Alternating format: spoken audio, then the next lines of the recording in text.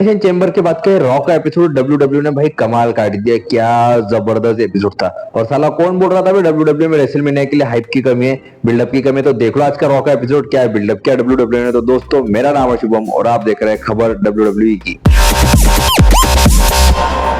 तो भाई सबसे पहले सीएम पंक की एंट्री देखने को मिली और सीएम पंक काफी ज्यादा गुस्से में एंट्री करते हुए दिखे और उन्होंने आते ही भाई रॉक की धज्जियां उड़ा दी और रिंग में भी नहीं गए, वो अनाउंसर टेबल के ऊपर खड़े हो गए और रॉक की धज्जियां उड़े। कहा कि साला रॉक, साला जॉन सीना, साला टकला जॉन सीना, साला टकला रॉक, बाल्टी बाल्टी बोल रहे थे। और भाई क्या बोला रॉक से, कहा सीएम पंक ने कि मैं जिस दिन तेरे ऊपर हाथ रखूंगा ना उस दिन तू गया काम से। सीएम पंक ने जॉन सीना से कहा कि जॉन सीना तुमने मेरे को एलिमिनेट किया लेकिन सेथ रॉलिंस की मदद से। और फिर उन्होंने कहा कि बेकी लिंच अपने पति को, अपने आदमी को, अपने मर्द को लेके जा, नहीं तो साला वो मेरे हाथ लग गया ना तो साले को ऐसा मारूंगा ऐसा मारूंगा। ऐसा इतनी बड़ी धमकी दी सीएम पंक ने सेथ रॉलिंस को।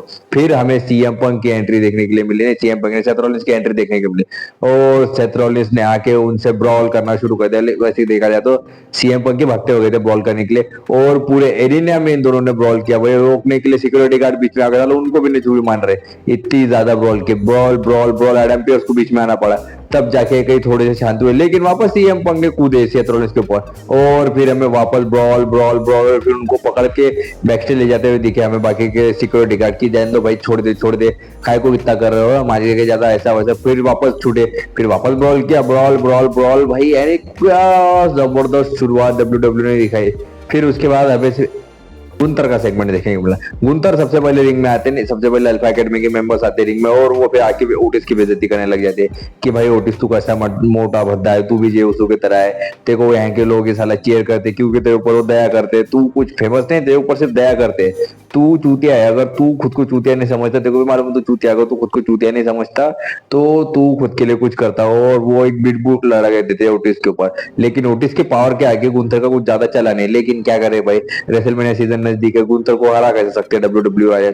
और क्या करे, गुंथर ने फिर आखिरकार अपना सबमिशन मूव लगा के जो इसको हराते, किसको, तो ओटिस को हरा दिया। और फिर उन्होंने वापस सबमिशन मूव लगाना जारी रखा तो अकेला टोजारा सेव करने के लिए, लेकिन अकेला टोजारा को पड़ गए। फिर आए जे उसो सेव करने के लिए और जे उसो ने गुंथर के ऊपर स्पीयर लगाया, लेकिन जे उसो के ऊपर भी अटैक हो गया। किसने अटैक किया, थेरी और ग्रेसन वॉलर ने अटैक किया। जे उसने कैसा वैसा उन दोनों को भी मार के भगाया, ग्रेसन वॉलर को भी स्पीयर लगाई। लेकिन क्या फायदा भाई, तब तक गुंथर रिकवर हो चुके थे और गुंथर ने जे उसो को स्लीपर होल्ड में पकड़ लिया और उनको पास आउट कर दिया। और फिर हमें गुंथर स्टैंड टॉल करते हुए दिखे। इसका मतलब क्या है, क्या डब्ल्यू जे उसो को वर्ल्ड चैंपियन बनाने वाले रेसलमेनिया में? क्योंकि डब्ल्यू का पैटर्न है, जो चैंपियन टाइटल होल्ड करता है रेसलमेनिया से पहले वो 100% हारता है। फिर हमें नेक्स्ट मैच देखने को मिला आईवी नाइल वर्सेस लायरा वेलकेरा के बीच में। और भाई ये मैच में क्या जबरदस्त एटीट्यूड, सबसे मेन चीज एटीट्यूड ना आईवी नाइल का।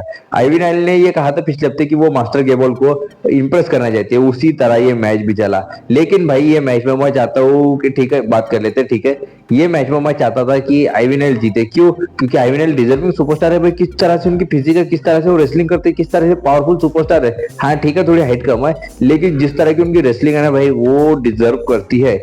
मैंने ये डब्ल्यू हमेशा देखा है, जो कद में ऊंचे सुपरस्टार होते हैं, जो लंबे सुपरस्टार होते हैं फीमेल डिवीजन में खास करके, डब्ल्यू उनको ज्यादा पुश देना प्रेफर करते हैं। जैसे हम शार्लेट फ्लेयर देख ले, उसके बाद बेली देख ले, जैसे हम नाइजर देख ले, ये सब सुपरस्टार है, ये कद में ऊंचे, तो उनको डब्ल्यू शायद ज्यादा प्रेफरेंस देते हैं। लेकिन मैच के एंडिंग में आईवी नाइल ने लगाया चैड गेबल का मूव, तो कौन था एंकल लॉक, लेकिन उसके ऊपर काउंटर कर दिया लायरा वेलकेरा ने। और लायरा वेलकेरा ने शायद अपना फिनिशर नाइटविंग लगाया और ये मैच में उन्होंने आईवी नाइल को हरा के अपना टाइटल सक्सेसफुली रिटेन कर लिया भाई। उसके बाद हमें देखने को मिलता है लुडविग काइजर का सेगमेंट। लुडविग काइजर आते और कहते हैं कि हाँ ऐसा क्या तुम लोग सब चूतिया हो, मैं यहाँ पे सबसे बड़ा वर्ल्ड चैंपियन बनेगा फ्यूचर में जाके और मैं वर्ल्ड चैंपियन बन के जाएगा।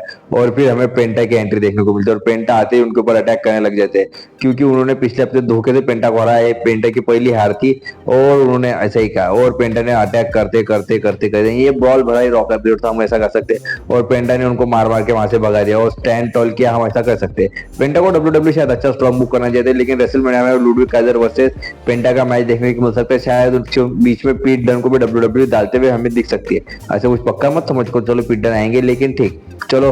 फिर हमें नेक्स्ट मैच देखने को मिला वॉर रेडर्स के बीच में, वॉर रेडर्स और अमेरिकन मेड के बीच में। और ये मैच काफी ज्यादा अच्छा था भाई, हम ये कह सकते हैं मैच अच्छा था, मैच बुरा नहीं था। लेकिन भाई वही जैसे मैंने आपको कहा कि अमेरिकन मेड को डब्ल्यूडब्ल्यू अच्छा बुक नहीं करते, पहले आईवी नाइल को हराया और यहाँ पे भी अमेरिकन मेड के मेंबर को हरा दिया वॉर रेडर्स ने। मुझे ऐसा लग रहा है कि चैट गेबल जब रिटर्न करेंगे ना तब वापस इनको स्ट्रॉन्ग बुक किया जाएगा, क्योंकि चैट गेबल फिलहाल अभी नहीं है। चैट गेबल गए लूचाडोर से लड़ने, मुझे उसके फोटोज नहीं मिले, इसकी वजह से मैंने डाला नहीं। आप डब्ल्यूडब्ल्यू के इंस्टाग्राम अकाउंट में जाकर देख सकते हैं, चैट गेबल ने भी किसी सीक्रेट सुपरस्टार के साथ मीटिंग की उन्हें एक बॉक्स मिला और वो अगले हफ्ते शायद पॉसिबली हमें रिटर्न करते हुए दिख सकते हैं। तब जाके वॉर रेडर्स के साथ एक और मैच होगा इनका अमेरिकन मेड का, और तब जाके चैट गेबल के इंटरफेरेंस की वजह से हमें शायद ये दोनों के दोनों सुपरस्टार नए चैंपियन बनते हुए भी दिख सकते हैं। लेकिन मैच के एंडिंग में दोनों ने वॉर रेडर्स ने लगाया अपना फिनिशिंग मूव और मैच में अपना टाइटल रिटेन करते हुए हमें दिखे वॉर रेडर्स। फिर हमें देखने को मिलता है फिन बेलर का सेगमेंट। फिन बेलर रिंग में आते कहते हैं कि मैं साले को कभी भी हरा सकता हूँ, ब्रॉन ब्रेकर को आधी रात को भी में से उठ के उसको हरा सकता हूँ। और ये सुन के ब्रॉन ब्रेकर क्राउड के बीच में आता है और फिर फिन बेलर कहते हैं हाँ गांडू है तू, गांडू है, क्राउड के बीच में आ रहा है गांडू है, अगर तू दम वाला होता तो रिंग में आता। फिर ब्रॉन ब्रेकर रिंग में आने की कोशिश करते हैं लेकिन कार्लिटो उनके ऊपर अटैक कर देते हैं, लेकिन कार्लिटो के ऊपर भारी पड़ जाते हैं ब्रॉन ब्रेकर। फिर डोमिनिक मिस्टेरियो डोमिनिक मिस्टेरियो को भी मारते हैं और फिर रिंग में जाते हैं फिन बैलर के आमने सामने। फिन बैलर लगाते हैं स्विंग ब्लेड और अटैक करना शुरू कर देते हैं इसके ऊपर, ब्रॉन ब्रेकर के ऊपर। लेकिन ब्रॉन ब्रेकर को जल्दी क्रैक करते, वो लगाते एक पावर स्लैम, वो स्पीयर के लिए जाते हैं लेकिन स्पीयर से बचा लेते हैं उनको डोमिनिक मिस्टेरियो। लेकिन भाई डोमिनिक मिस्टेरियो बचा तो लेते फिन बैलर को, लेकिन कार्लिटो के ऊपर एक रनिंग स्पीयर पड़ ही जाता है ब्रॉन ब्रेकर का, और ब्रॉन ब्रेकर और फिन बैलर के बीच में पॉसिबली रेसलमेनिया के अंदर एक मैच देखने को मिल सकता है। शायद डब्ल्यूडब्ल्यू इनका मैच एक रॉ के एपिसोड में भी करा सकते, कुछ बोलते नहीं आता, लेकिन हमें पॉसिबली अब रेसलमेनिया सीजन नजदीक है तो चैंपियनशिप के लिए मैच तो रेसलमेनिया भी दिखाना चाहिए डब्ल्यूडब्ल्यू ने। और फिर आता है शो का मेन इवेंट। मुझे ये मैच देख के सबसे ज्यादा शॉकर लगा, ये मैच था Iyo Sky versus Rhea Ripley के बीच में। भाई ये मैच में ऐसा कैसे हो गया, पहले बात कर रहे थे मैच की, दोनों सुपरस्टार ने क्या मैच डिलीवर किया। यानी हम ऐसा कह ही नहीं सकते कि ईओ स्काई कहीं पे अंडरडॉग थी, यानी कहा किक आउट नहीं किया भाई।